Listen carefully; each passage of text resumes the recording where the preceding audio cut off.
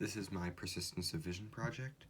So unfortunately I was unable to get the circuit to work, but I will show you how each part of the circuit does work. So we'll start with the square wave alteration circuit.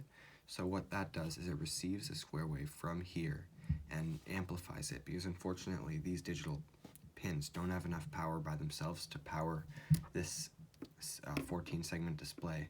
So by using this PNP and NPN transistors in parallel, we're able to actually use the power from this 5-volt pin rather than the power from these digital pins.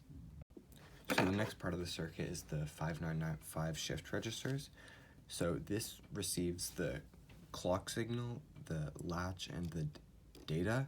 The data just gives the data to the 595, and then the latch will allow it to be released into the 14 segment display.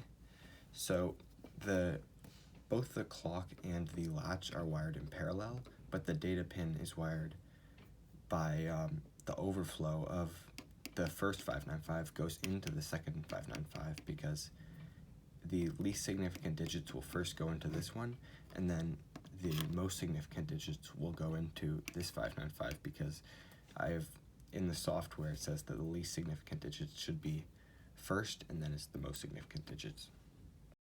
So now I'll tell you what's wrong with the circuit. So I've entered AA into the serial monitor, and this is the result.